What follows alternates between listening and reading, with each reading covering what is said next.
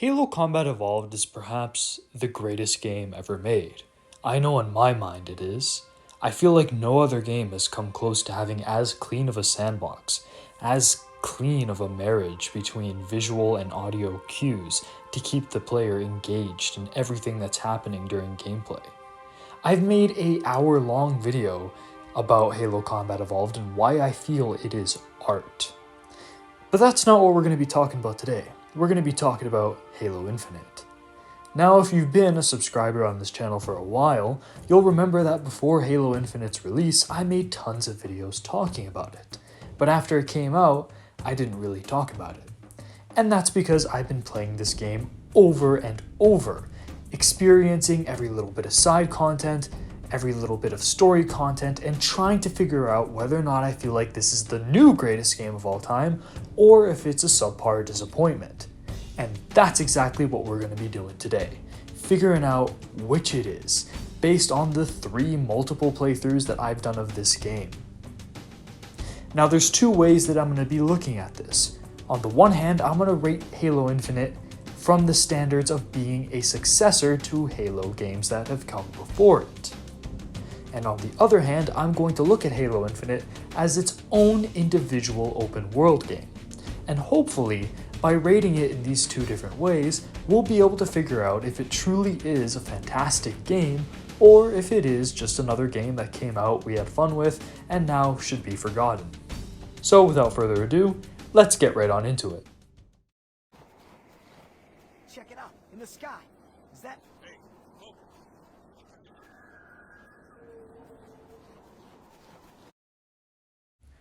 So, first about the gameplay. This really does feel like the sequel that we all wanted to Halo 3, in the sense that you have regenerating health, equipment rather than abilities, and the enemies kind of act as a hybrid between Halo 3 and Reach. The aesthetics, everything kind of feels like a follow-up next-gen version of Halo 3, or the next-gen version that we were expecting when we got the weird-ass Reclaimer saga. On the topic of those enemies, let's walk through a couple that come to mind and what I think about them. Jackal Snipers have gone through a big change. Now, I'm not going to say I'm responsible for this change, but I am going to say that I made a video back in late 2020 talking about how Jackal Snipers could be improved if they had a laser that came out that warned you of their presence. And now here we are at Infinite, and all of a sudden all the sniper type enemies have this. Just saying.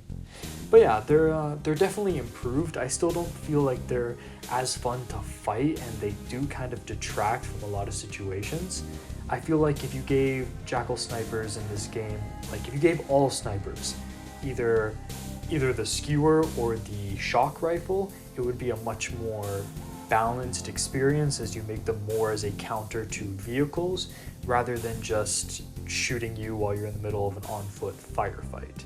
That's still not fun. It's better than Halo 2 and 3 where you just die out of nothing and it's boring as hell. Mind you, that still happens sometimes if the laser's behind you. But all in all, it's definitely an improvement on the sniper formula that was there to begin with. I still think that the best Jackal Snipers were in Halo Combat Evolved. You might be thinking, Pliskin, what the fuck are you talking about? There were no Jackal Snipers in Halo Combat Evolved. Well, the way they acted with the plasma pistol, in the sense that they could scope you almost from across the map and take out your shields, was pretty sniper-like, and it was pretty balanced in the sense that it wasn't necessarily killing you on the spot, but it was putting you in a disadvantage in combat. And I feel like that's what these snipers should do. They shouldn't be able to kill you, but they should be able to, knock out your shields with a well-telegraphed, slow-ass projectile, not 3 laser beams that you still need to dodge the hell out of the way and use the grapple. I feel like if we just did that, that would be so much better. Generally, I feel the plasma pistol gets shit on a lot in this game, but we'll talk about that later. But yeah, the Jackal Snipers overall, even though I still have my issues with them, are an improvement. Hunters are perfected. I love fighting the hunters in this game. Personally, I never had an issue with the Combat Evolved hunters. I think the fact that you can just get behind them and one-shot them with a pistol is a neat little trick for pro players. Like, when I was a kid, I didn't know you could do that. I just shot them with the assault rifle. But I never really minded that factor about them. But here in Halo Infinite, they are fast-moving, angry tanks that have close-range shots with their plasma cannons and long-range shots, and their hits are devastating. They just feel so much more threatening now and really require you to move, and that is kind of the name of Halo Infinite's game. You need to move or you are going to die, and the Hunters exemplify this perfectly. Now the type of presence that they have coming into an arena makes me want to grab the rocket launcher, makes me want to grab the skewer. It makes me think, oh shit, I need to up my game as soon as they come in. And they're hard as nails, but they're still fair to fight. And because of that, yeah, I love Hunters. I especially love the fact that we get a special variant of Red Hunters that use red plasma, which is even more dangerous. So it's like the Hunter class of enemies has been expanded upon in the best way possible, and I love Halo Infinite for doing this. Brutes, which are the main stars in this game pretty much, act as a hybrid between their Halo 3 and Reach counterparts in the sense that they have the armor that comes off, they have clearly defined ranks and classes, and they come with a variety of different weapons, but they aren't just carbon copies of the elites and still retain that more brutish attitude that we saw in Reach. All in all, I like fighting the brutes. I still don't think that they're the best Halo enemy ever invented, but for adding something fresh to Halo's recent gameplay loops and revitalizing life into the series, they're definitely the best enemy for the time on a meta level. Elites are now relegated to like sly, more type of like Vanguard classes in the sense that any elite that's a higher rank than a red elite now has the ability to go invisible when they're threatened. This makes them feel like a completely different package than what we're used to, because before, elites would have to have a special class if they wanted to go invisible, and that would make them weaker. Here they don't really get weaker, it's just they go invisible now, which, as you'll see when we talk about the equipment, justifies a lot of elements in the sandbox. So I don't necessarily not like this addition, but I would be lying if I said that I would prefer how the elites acted in Halo Combat Evolved and 2 and, well, not so much 3 because they're on your side, but I prefer the more classic type of elite, but this isn't bad by any means, and with the brutes taking up that role again, this is a good place to put the elites into. The last enemy type I really want to talk about that really caught my eye in this game would be the Sentinels and how they've been expanded. Now, Sentinels in the older Halo games would just come with the Sentinel beam, and yeah, that would be threatening, but the majority of the time, they'd be pretty easy to deal with because there'd only be one way they come at you. Here you have the standard Sentinel, but you also have sniper type Sentinels that will use the shock rifle. Again, like I said before, the shock rifle is probably the only sniper type enemy that I'm not really annoyed with because it acts a little bit more like that plasma pistol in the sense that it's more of a shield stripper than it is something that will outright kill you, and it's really well telegraphed. You also get variants that come at you with the heat wave that are more aggressive, try to get in close, and have that wider spread of fire. So their entire class of enemy has been completely revitalized and reinvented.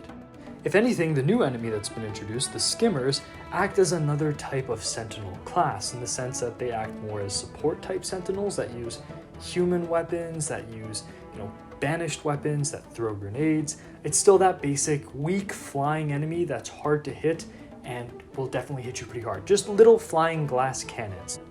Also, just as a side note, skirmishers are here again, and I expected to get a lot of PTSD, but they're nowhere near as annoying as they were in Reach. So again, I guess to sum it up, just while Halo Infinite doesn't do everything I would want to do with Halo enemies, and I don't think it has the best Halo enemies, I think the skirmishers are probably the best example of how Halo Infinite takes even the worst types of Halo enemies and makes them somewhat passable, or at least not annoying in the fight. Now, I mentioned before how enemies are a lot more faster and aggressive, and this is where the equipment comes in. Now, there's only 3 that are really worth talking about and using. The first is going to be your grapple hook. This is mandatory for combat in the sense that you need to constantly reposition and get out of the way, and melee enemies are really freaking fast in this game, so without this grapple hook, you're not going to be able to evade them. You have the shield upgrades, which are mandatory for harder difficulties, as enemies can really pack a punch and you're going to need all the odds in your favor that you can get, especially if you have a Jackal Sniper shooting you in the back. Third, you have the Threat Locator, which is phenomenal for dealing with elites or other enemies that are hulking and chasing you down from behind walls, just something that allows you to see what you normally wouldn't see until it was too late. You also have a drop wall and a thruster, but I don't even have like a lot of footage of this, and I can't be bothered to go looking for it because I use these things so rarely that it's just kind of pointless. The thruster is completely redundant with the grapple hook, and the drop wall is just like the drop shield's like distant cousin that nobody wants to talk about. So those are my thoughts on the equipment. On the note of boss fights, let's go ahead and talk about them.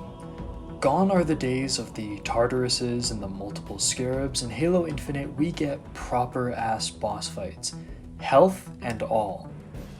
Now, while the melee-based boss fights are amazing and are perfected, I mean the hammer brutes and the sword elites are so fun to fight in boss fight form, and again encourage the use of the grapple hook and sometimes even the threat sensor, and need you to constantly be moving around and changing up your strategy. It acts as a test of everything you do in Halo Infinite, and that's exactly what a boss fight should do. The projectile-based boss fights, on the other hand, tend to be very hit or miss. Escherum's first phase and the Monitor are super fun to fight. However, the Harbinger is a piece of shit, I swear to God. Now, you might think that these projectiles are slow and telegraphed enough for you to be able to dodge them, but they're not. They just kind of sneak up on you and blow up. And you're in first person. I feel like this boss was designed with a third-person camera in mind, where you could see all of these things coming at you. A better way that they could have done this is by making it more of a bullet hell type thing, where she sends tons of slow-moving projectiles at you, but they only move in one direction. So you have to kind of like platform your way through these projectiles, but you get as much chances as you could possibly need to be able to evade them. These weird tracking electric bombs are ass, and I die so many times fighting her just trying to get away from these things. Barely have any time to shoot her. That being said, the Monitor boss fight is fun as hell.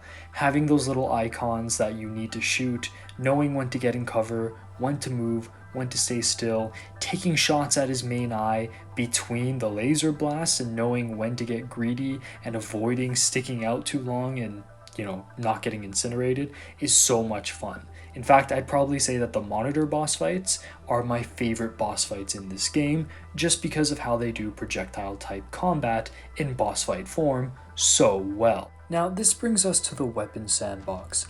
I feel that it's serviceable. However, it's not the best that we've ever seen. It's not the worst, it's not Halo Reach by any means, but it's definitely not Halo Combat Evolved. Now, Halo Infinite tries to use a level up system with its guns, in the sense that you get guns that are in a category that are really shit, and then there's a hierarchy of guns that lead up to the best one. I mean, the game acts as though the hardlight weapons are at like the top tier, like the top of the hierarchy. And the Sentinel beam definitely acts this way, and so does the Cinder Shot. But then the Heat Wave, while great for thinning out weaker enemies, doesn't really stun or perform as well as the Human Shotgun when you're going up against harder enemies. So there is a hierarchy there, there is the foundation of a level up system, but it's not really clear how it goes. It's not the cleanest one I've ever seen. It seems like there's parts of it that are trying to be single purpose, but then it doesn't really want to commit to that either. Again, not a bad sandbox, but it's no means a really clean level up or a really clean single purpose. It's somewhere in the middle. So I'd say, all in all, it's serviceable. Now, I could talk about the sandbox all day, but we're going to leave it at that just because I'll probably make another video on it later on. So let's finish off this segment talking about what it is or how this game stacks up as a Halo game by talking about what it needs to get up there with the big three. The big three being Combat Evolved, Halo 3, and Halo Reach, which is what most people point to when talking about their favorite Halo game, and all in all the best bang for your buck packages that you can find. First thing we need. I feel like the game has good music, but it holds back on it. There's so many segments where the music feels so reserved, and so many moments could be elevated if they had more drums or ambient droning or some techno synthesizer.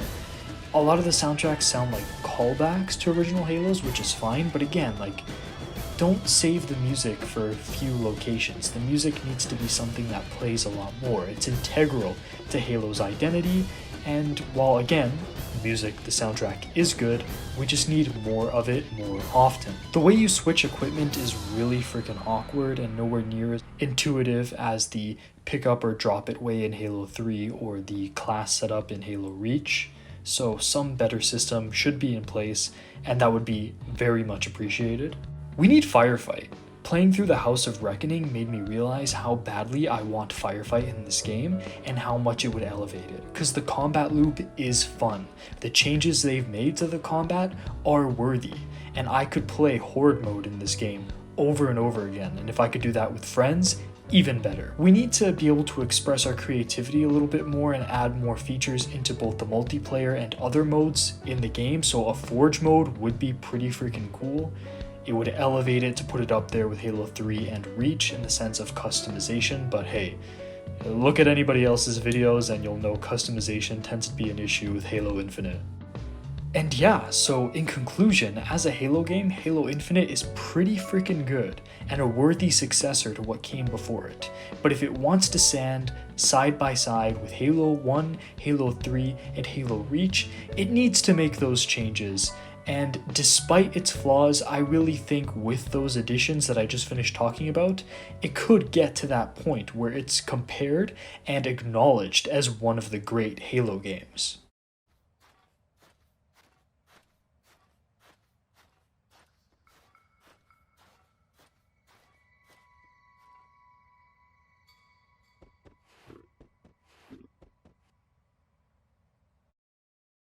Now on to the part of the video where we talk about Halo Infinite and judge it as an open world. Now while I love this game as a Halo game, I am ultimately disappointed with its open world. Now for starters, you really need to leave the side content for the end game, because while it's good, if you do it while you're doing the main campaign, there is nothing else afterwards and the world ends up feeling very, very empty. Now, if you're like me and you enjoy Halo's combat loop, this won't be too much of a problem. But for the average player, this might be something that throws it off for you. On a more positive note, the grapple hook is a great extension of Halo's gameplay, not just in combat like we talked about before, but also in its exploration. It's a very kind of Breath of the Wild, climb wherever you want kind of satisfaction. Although, unlike Breath of the Wild, you have these gravity wells that will just suck you down into an instant death, even if you grapple along the side. This is really, really freaking annoying. More on this topic, while I've been in love with the idea of flying around and exploring a Halo ring freely since the days of playing Halo Combat Evolved as a kid and looking off into the distances of these maps and thinking, oh my god, I wish I could just go out there and explore. And Infinite mostly delivers on this, it also has these stupid freaking kill barriers. Like why? Why can I not fly my Banshee right here? What is it about this area that's going to kill me? It's still on the same like playing field as the rest of the map. Why can't I go here? Also, why can't I go back to areas where I've already been? Like the mission where you have like the gun turrets and the place where the House of Reckoning is, those islands are right there within view and I've been there before. Again, why can I not fly over to them? The game is fairly open and allows me to explore, but at the same time, it's needlessly restrictive. I mean, if you want to put in like some canon or immersive reasons, like those islands get destroyed or there's a weird kind of space wind that flies over certain areas, so if you fly a Banshee there, it's going to get disabled or something like that, sure. Hell, even an invisible barrier. But you need to have some more ways that are a little bit more immersive to the edges of your open world. Also, while I love going around the open world and just fighting the random banish that I find, we need some more enemy variety. Now, I talked before about how much I love hunters in this game and they are so fun. However, in the open world, once you do all the side content, they don't really spawn alongside the other enemies. In fact, I think the encounters with the enemies would be so much more fun if you had stranger enemies like a Wraith or a Hunter or even more Sentinels encounters.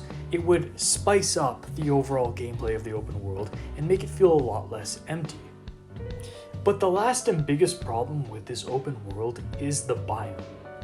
Now, I understand that they didn't really have the time and resources, and they had all this crazy stuff happening behind the scenes, so they wanted to keep things simple when they were putting together the open world.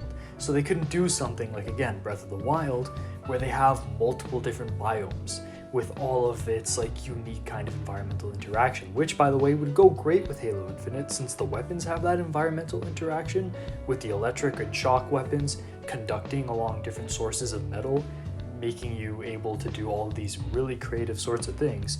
If you had like certain biomes that were more metallic, or like a lava type biome where you could like shoot like metallic rocks and cause landslides or something like that, that would be cool. At the same time, I understand that they just wanted to go with Pacific Northwest, keep it simple, advertise it as the second mission of Halo Combat Evolved, but on a larger scale. However, I don't think this was the smartest choice, even if you're trying to be smart with your resources. Reason number one, there are a lot of cool vehicles in Halo Infinite, but aside from certain areas or certain campaign missions specifically catered to those vehicles, it's almost impossible to drive them because the areas are so dense with trees.